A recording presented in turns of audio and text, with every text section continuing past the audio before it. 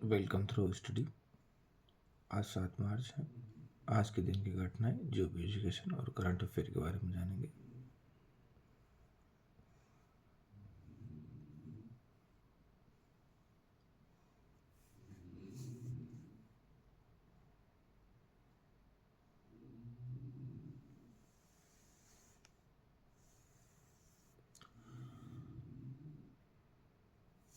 शुरुआत करते हैं आज के दिन की घटनाओं से। 7 मार्च 321 को सबसे पहले रविवार का हॉलिडे अनाउंस किया गया। ये रोमन सम्राट कॉन्स्टेंटाइन प्रथम ने रविवार को राजकीय हॉलिडे अनाउंस किया था, जो ईसाई मान्यताओं के अनुरूप था। 7 मार्च 1876 को टेलीफोन के आविष्कार का पेटेंट अलेक्जेंडर ग्राहम बेल को टेलीफोन के आविष्कार का पेटेंट मिला।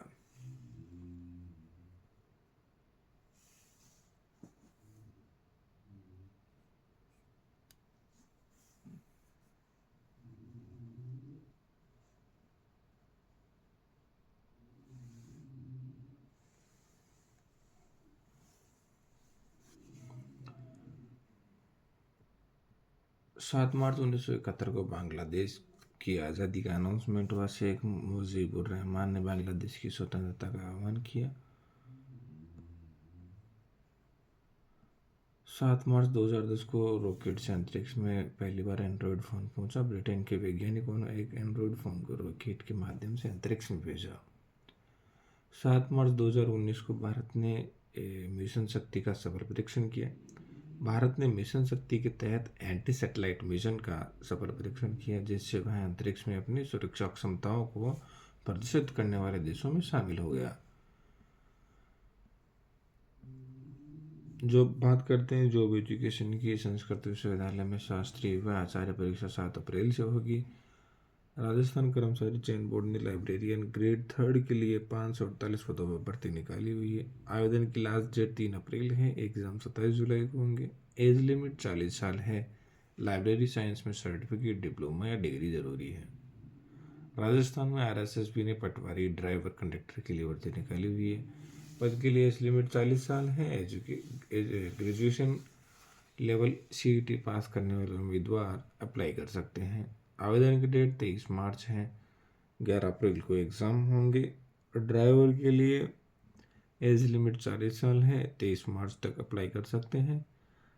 एग्ज़ाम इसके 22 और 23 नवंबर को कंप्यूटर आधारित होंगे। आरपीएससी ने लेक्चरर आयुर्वेद डिपार्टमेंट में भर्ती निकाली हुई है।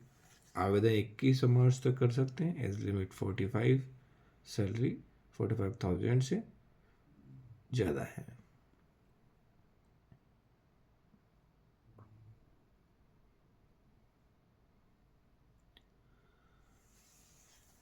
बात करते हैं करंट अफेयर की। तो पहला क्वेश्चन है, पूंजी नियामक बाजार सेबी की आय वित्त वर्ष 2023-24 में कितनी बढ़ी?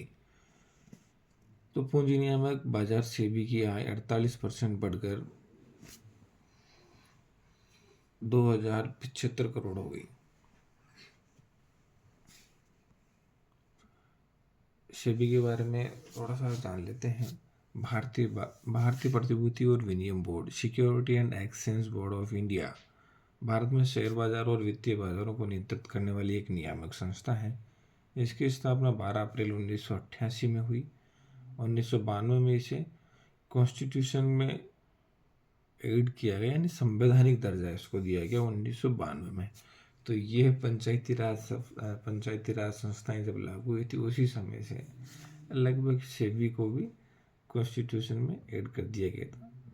सेबी का मुख्य उद्देश्य है शेयर बाजार में धोखाधड़ी और अनियमितताओं से बचाव, कंपनियों, दलालों और अन्य संस्थाओं पर नियंत्रण रखना, पारदर्शिता और निवेशकों के विश्वास को बढ़ाना, शेयर बाजार में लिस्टेड कंपनियों पर निगरानी रखना, इनसाइडर ट्रेडिंग यानी गुप्त सूचना के आधार पर अवैध बाजार को रोकना,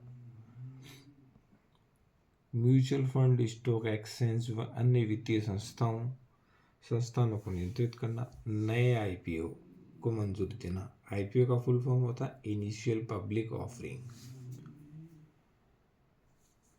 आईपीओ की बात करें तो साल 2024 में 23-24 में सबसे ज़्यादा आईपीओ ऑफर किए गए। सेबी का मुख्यालय मुंबई महाराष्ट्र में स्थित है। दूसरा क्वेश्चन है, दूसरी एशियाई योगासन चैंपियनशिप कहाँ आयोजित होगी? नई दिल्ली के इंदिरा गांधी स्टेडियम में।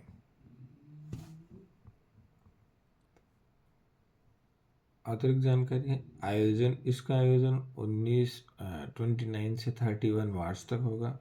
इसमें भारत, चीन, Japan, Nepal, Sri Lanka, Thailand, Indonesia, Malaysia समेत 16 से अधिक एशियाई देश भाग लेंगे। इस चैंपियनशिप का एशियाई ओलंपिक परिषद, विश्व योगासन, एशियाई योगासन और योगासन इंद्रप्रस्थ सहित प्रमुख संगठन सहयोग कर रहे हैं।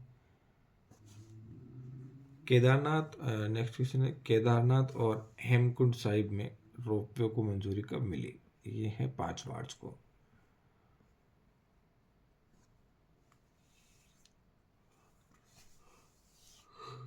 केंद्र ने केदारनाथ धाम और हेमकुंड साहिब के लिए रोपवे प्रोजेक्ट को मंजूरी दे दी।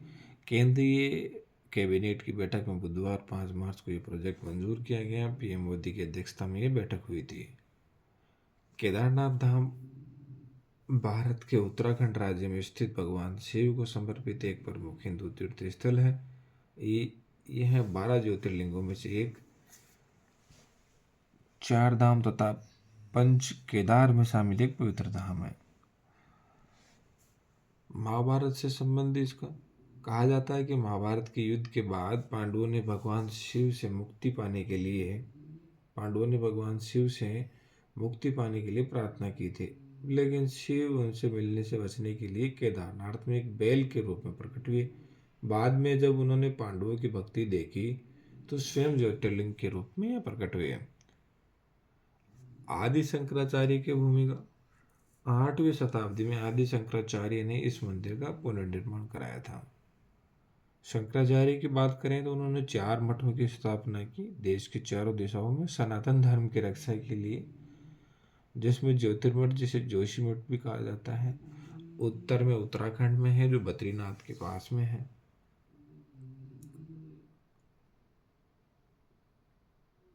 दक्षिण में बात करें तो दक्षिण में आपका है श्रृंगेरी मठ है जो कर्नाटक में है। पूर्व में गोवर्धन मठ है जो पूरी उड़ीसा में है। और पश्चिम में शारदा मठ है जो द्वारका गुजरात में है।